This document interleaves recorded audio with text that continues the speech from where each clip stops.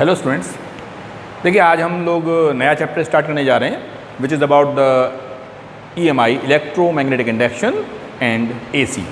This is the next unit, electromagnetic induction and AC. So electromagnetic induction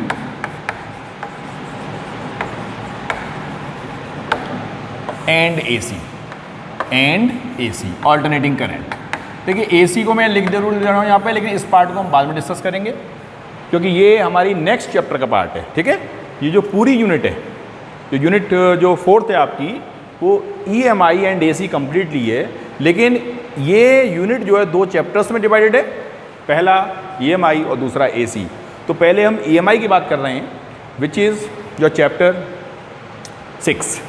ठीक है, और इसके बाद जब AC हम करेंगे तो हम उसकी बात करेंगे. ठीक है, तो सबसे पहले हम देखते हैं कि EMI है क्या.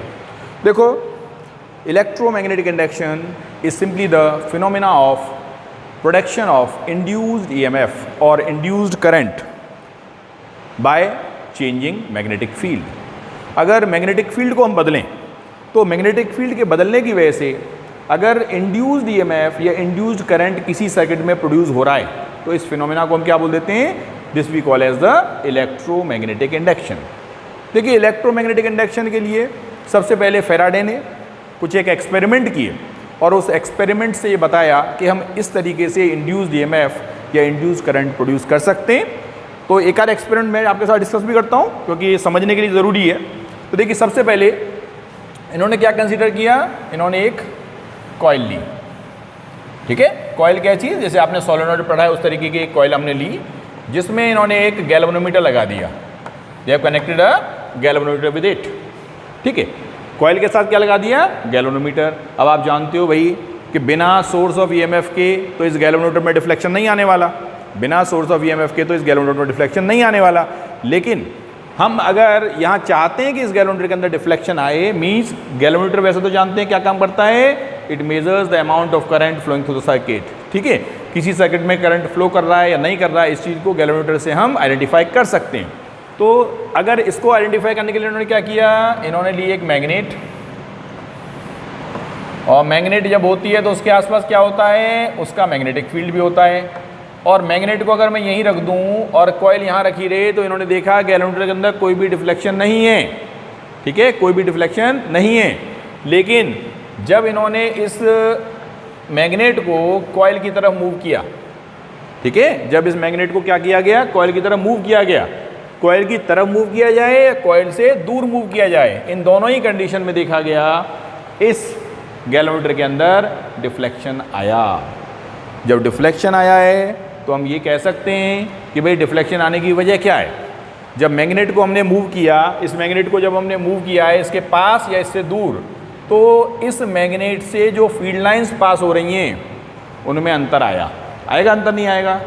उनमें अंतर आएगा. अंतर क्यों आएगा? क्योंकि जब मैग्नेट पास आएगी तो ज़्यादा से ज़्यादा फील्ड लाइंस इस कॉइल से पास होंगी, और जब मैग्नेट दूर जाएगी तो कम से कम फील्ड लाइंस, इस डिक्रीजिंग फील्ड लाइंस इस कॉइल से पास होंगी. इसका मतलब इन दोनों ही कंडीशंस में इस कॉइल से मैग्नेटिक फील्ड लाइंस जो पास हो रही हैं उनमें फ़र्क पड़ा. और भाई यही फ़र्क जो है इंड्यूस्ड EMF या इंड्यूस्ड करंट के प्रोडक्शन के लिए जिम्मेदार है. यानी यही फिनोमिना क्या है? EMI है. तो देखिए, इसमें देखा गया जब इसको पास लाए तो there is some deflection in the galvanometer, और जब दूर ले गए then the direction of the deflection get reversed. Deflection की डायरेक्शन क्या हो गई? पलट गई. इससे ये साबित हुआ कि मूवमेंट ही ज़रूरी नहीं है, मूवमेंट की डायरेक्शन भी ज़रूरी है. जब मूवमेंट की डायरेक्शन रिवर्स हो जाती है, यानी मैग्नेटिक फ्लक्स फील्ड एक बार बढ़ रहा था और दूसरी बार घट रहा था, तो आपने ये भी देखा कि उस कंडीशन में भी इंड्यूस्ड EMF या इंड्यूस्ड करंट की डायरेक्शन सर्किट के अंदर रिवर्स हो जा रही है. यानी एक बार डिफ्लेक्शन राइट आ रहा था तो दूसरी बार डिफ्लेक्शन लेफ्ट आएगा. ठीक है, अब सवाल ये उठता है कि भाई ये इसमें इंड्यूस करंट जो प्रोड्यूस होने जा रहा है या हो रहा है, तो वो इंड्यूस करंट की डायरेक्शन क्या हुई? What should be the direction of that induce current? तो उस इंड्यूस करंट की डायरेक्शन निकालने के लिए आगे चल के लेंज ने एक लॉ दिया. ठीक है, जिसको हम लेंज लॉ के नाम से जानते हैं, और वो Lenz law that gives you the direction of the induced EMF और the induced current in the loop. ठीक है, उसकी बात करेंगे। देखो लेंज लॉ थोड़ा सा मैं अगर आपको बताऊं यहाँ पे प्राइमरी स्टेज में, तो है क्या, अगर हम इस मैग्नेट को इस कॉइल के पास ला रहे हैं तो इस कॉइल से लिंक जो मैग्नेटिक फील्ड लाइंस हैं, जो वो कैसी हैं, बढ़ती हुई हैं, ज़्यादा फील्ड लाइंस इसमें से पास होंगी। ठीक है, जब ज़्यादा फील्ड लाइंस पास होंगी तो लेंज लॉ कहता है कि इंड्यूस्ड करंट की डायरेक्शन ऐसी होनी चाहिए कि जो जिस वजह से वो प्रोड्यूस हो रहा है, इंड्यूस्ड करंट की वजह क्या है प्रोड्यूस होने की, मैग्नेट का पास लाना, तो जो जिस वजह से ये इंड्यूस्ड ईएमएफ प्रोड्यूस हो रहा है उस वजह का ही अपोज हो, उस वजह का ही अपोज हो। यानी जिस वजह से सर्किट में इंड्यूस्ड ईएमएफ या इंड्यूस्ड करंट प्रोड्यूस होने जा रहा है उसकी वजह क्या है, मैग्नेट का मूवमेंट, और मैग्नेट का मूवमेंट जिधर हो रहा है इंड्यूस्ड करंट की डायरेक्शन ऐसी होगी कि उसका ही अपोज होगा, उसका ही अपोज होगा। जैसे नॉर्थ पोल को हम यहाँ पास ला रहे हैं तो यहाँ पर एक पोल डेवलप होगा वो पोल डेवलप कौन सा होगा, जो इसके पास लाने का अपोज करे। भाई नॉर्थ को नॉर्थ के पास लाने से कौन रोकेगा, नॉर्थ ही रोक सकता है। तो यहाँ पर जो पोल डेवलपमेंट हुआ होगा वो कौन सा हुआ होगा, नॉर्थ पोल, क्योंकि हम पास ला रहे हैं तो उसके लिए नॉर्थ पोल यहाँ पे प्रोड्यूस हुआ होगा, तभी तो पास लाने का अपोज होगा।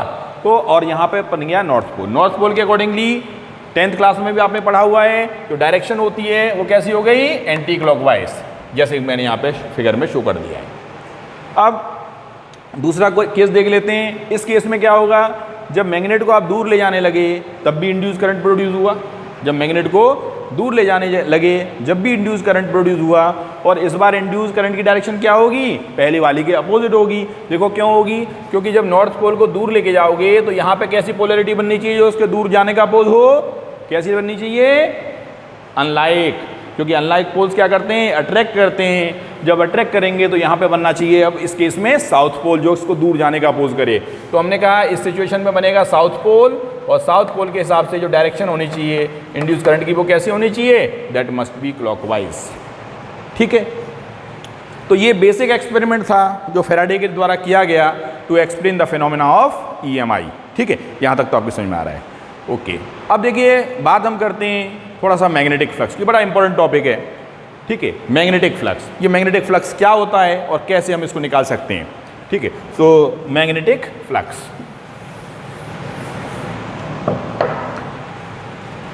मैग्नेटिक फ्लक्स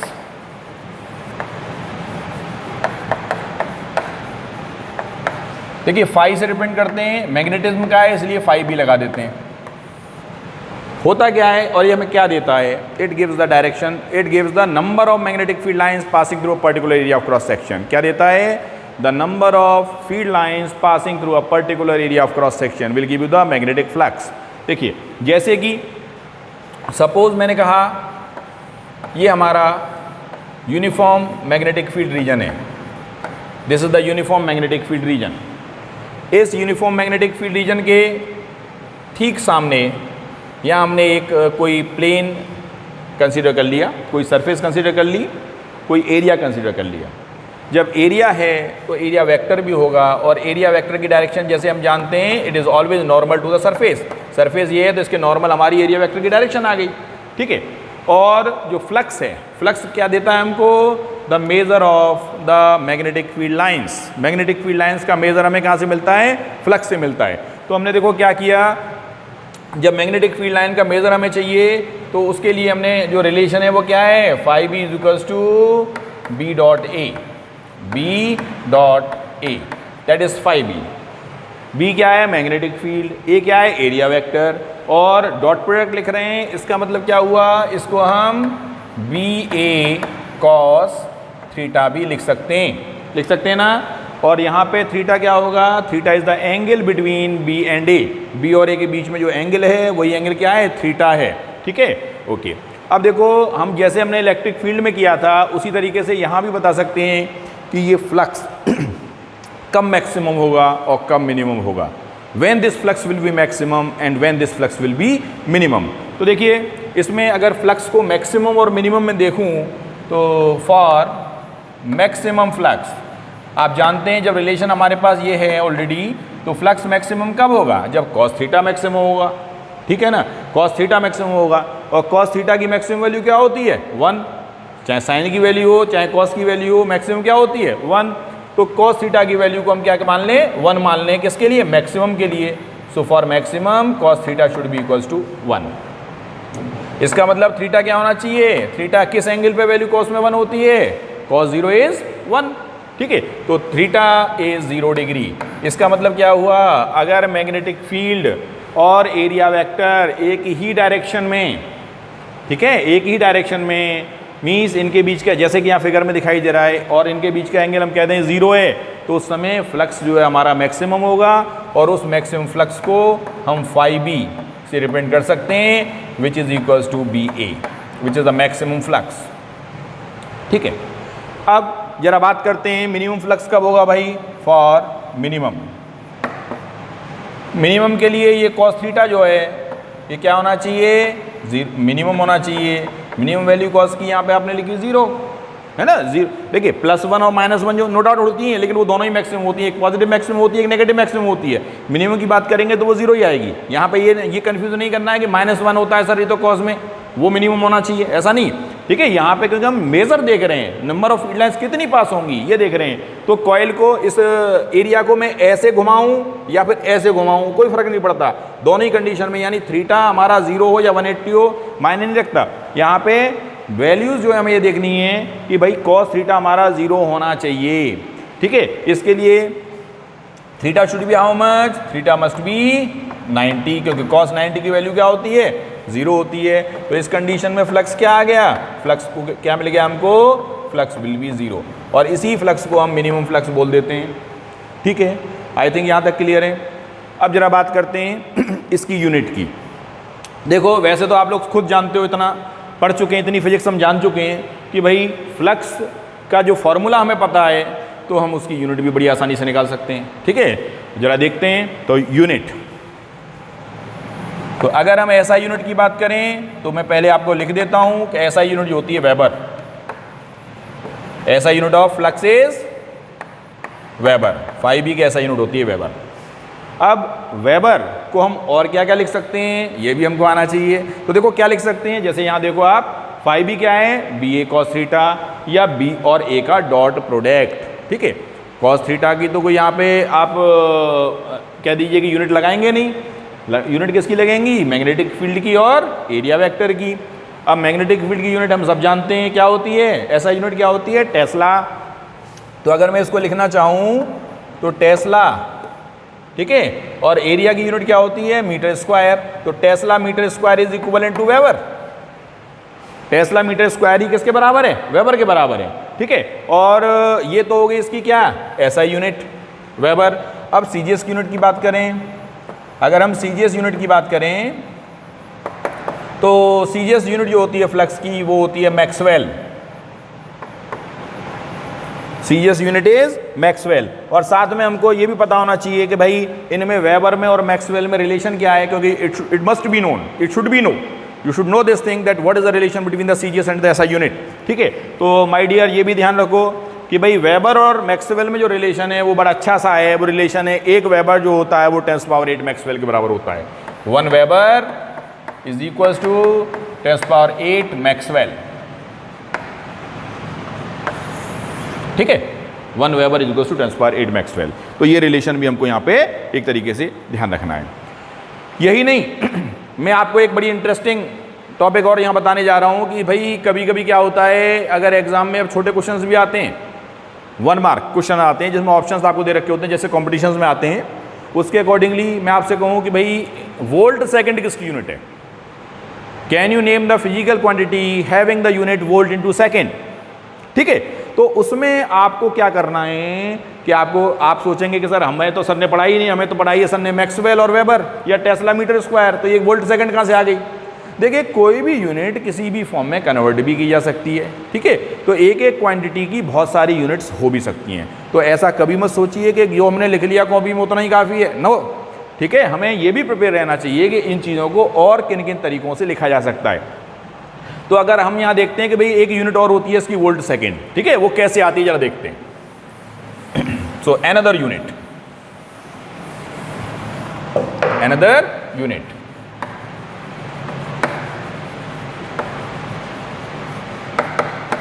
जैसे मैंने कहा अनदर यूनिट किसकी, ऑफ 5b, जैसे मैंने बताया वोल्ट सेकंड होती है, वोल्ट सेकेंड। अब बता तो दिया आपने, मान भी लिया है ना, लेकिन थोड़ा देख लेते हैं कि कैसे हमको ये वोल्ट सेकेंड यूनिट मिलेगी। ठीक है, और अब ये देखिए, जैसे हम जानते हैं 5V का फॉर्मूला होता है B dot A, B into A. ठीक है, और हम ये भी जानते हैं अगर सपोज कीजिए जो मैग्नेटिक फोर्स होती है वो होती है F equals to q v B, जानते हैं ना, F equals to q v B, पिछले ही यूनिट में हमने पढ़ा है। ठीक है, अब FM जो है क्या है, क्यू वी बी। यहाँ से अगर मैं B निकाल दूँ तो वो क्या हो जाएगा भाई, ये हो जाएगा F upon Q v. I think यहाँ तक कोई दिक्कत किसी को नहीं होनी चाहिए। ठीक है, सारी बेसिक चीज़ें हैं। अब इस B की वैल्यू को ज़रा लगा देते हैं इसमें। ठीक है, सो यहाँ से हमें क्या मिल जाएगा भाई, 5V मिल जाएगा कितना, F upon Q V into A, F upon Q V into A. अब देखिए फोर्स, अब एक काम करते हैं ज़रा थोड़ा सा चेंज। वो चेंज क्या है, हम इसकी क्वांटिटी की डायमेंशन लिखते हैं। कभी कभी कोई आपसे पूछ ले भाई डायमेंशन बताओ तो क्या बताओगे, तो हमें डायमेंशन भी पता होना चाहिए। उसको हम देखो कैसे निकाल सकते हैं, ये सारी क्वांटिटी जो यहाँ लिखी हुई है इन सब की डायमेंशन आप जानते हो 11th क्लास में बहुत अच्छे से पढ़ी। ठीक है, तो फोर्स की डायमेंशन क्या होता है, फोर्स मास इनटू एक्सेलरेशन, तो mL/t-2। क्लियर। एरिया की डायमेंशन L2 क्योंकि लेंथ का स्क्वायर अपॉन चार्ज। देखो चार्ज को कूलम तो डायमेंशन नहीं होती चार्ज की, कूलम तो डायमेंशन नहीं होती चार्ज की, तो चार्ज की डायमेंशन हम कैसे लिखते थे, हम सोचते थे करंट की डेफिनेशन के बारे में। करंट क्या होता था, rate of flow of charge, यानी I equals to q by t आपने पढ़ा है। तो Q कितना हो गया, Q हो गया IT। ठीक है, तो यहाँ पे हम क्या कर सकते हैं, Q की जगह IT लगा सकते हैं। I क्या है, करंट, करंट की यूनिट क्या होती है, एम्पियर, और T क्या है, टाइम, टाइम की यूनिट क्या होती है, सेकंड, लेकिन टाइम के लिए हम T लिख देते हैं डायमेंशन में। तो ये AT आपको मिल गया, एम्पियर इंटू टाइम। अब रह गया V, LT-1 वेलोसिटी है। ठीक है भाई, I think it is clear. Okay, अब देखिए अगर इस लेक्चर के बाद, इस वीडियो को जब आप देखेंगे उसके बाद भी आपको कोई क्वेरीज हो तो मेरे व्हाट्सअप नंबर पे आप भेजिए, I will give you the solution of that also. ठीक है, सो यहाँ देखिए अब जरा इसको सिंप्लीफाई करते हैं, तो m तो कहीं है नहीं, m अकेला है तो हम आपने m लिख दिया। अब l देखिए, L1 और L2, L से इस L को काट सकते हैं तो आपको मिल जाएगा L2। T को देखें तो T का ये -1, T का ये 1, ये कट जाएगा, रह गया आपके पास T-2। और क्या रह गया, MLT हो गया। अब ये रह गया, ए को हम क्या लिख देंगे, ऊपर कर देंगे तो ये हो गया -1। ये क्या बन गया, ये बन गया dimensional formula for flux, magnetic flux. ठीक है, ओके, ये dimensional formula for magnetic flux बन गया। तो हम इसको देखो और क्या लिख सकते हैं, जरा देख लेते हैं। So what you can write now further. तो देखो इसको हम क्या लिखेंगे, ये बराबर हो जाएगा किसके, देखिए mL/2t-2 किसकी डायमेंशन होती है, एनर्जी की या वर्क की, इतना तो जानते होंगे। तो ये हमारा हो गया एक तरीके से वर्क की यूनिट होती है जूल ओवर, एम्पियर को नीचे ले आओ, ये किसकी यूनिट होती है, करंट की, करंट। सो जूल अपॉन करंट, भी हमारा फ्लक्स आ रहा है। कोई आपसे कह दे भैया जूल अपॉन एम्पियर किसकी यूनिट है, तो आप कह देंगे करंट, आप कह देंगे फ्लक्स की यूनिट है। क्यों, क्योंकि यहाँ पे आप देख पा रहे हैं। ठीक है, जूल ओवर करंट की जगह आप ऐसा करो एम्पियर लिख लो, एम्पियर। ठीक है, ओके। अब देखो जूल को आपने कैसे डिफाइन किया है, वर्क क्या होता है, वर्क की यूनिट तो जूल हो गई। अब जूल को हम किसी और फॉर्म में, यानी वोल्ट के फॉर्म में भी कन्वर्ट कर सकते हैं, नहीं कर सकते, कर सकते हैं। कैसे कर सकते हैं, आपने डेफिनेशन पढ़ी है V = W/Q, पढ़ी है ना, V = W/Q। इलेक्ट्रिक पोटेंशियल जब पढ़ा था आपने, ये पढ़ा हुआ है, V = W/Q। तो यहाँ से W कितना आ गया, VQ। जरा ये वर्क की यूनिट जूल और वर्क की यूनिट वोल्ट इंटू चार्ज भी हो सकती है। तो यहाँ मैं क्या लिख सकता हूँ, वोल्ट इंटू चार्ज। और करंट को मैं क्या लिख सकता हूँ, एम्पियर को, करंट को क्या लिख सकता हूँ, Q/T, चार्ज अपॉन टाइम, यानी चार्ज अपॉन सेकेंड। चार्ज से चार्ज काट दो, सेकंड ऊपर पहुंच जाएगा। तो ये किसकी यूनिट आ गई? ये आ गई यूनिट फ्लक्स की। So this is another unit of flux. तो अब यह कन्फ्यूजन बिल्कुल नहीं होना है कि भाई वोल्ट सेकंड अगर यूनिट आ जाए तो आप घबरा जाएं, घबराना नहीं है। वोल्ट सेकंड भी किसकी यूनिट होती है? फ्लक्स की यूनिट होती है। ठीक है, आई थिंक यहाँ तक क्लियर है। ओके, अब इसके बाद हम जरा बात करेंगे नेक्स्ट जो टॉपिक है, which is about the Faraday's laws, Faraday's laws of electromagnetic induction, which will be the next topic. Okay.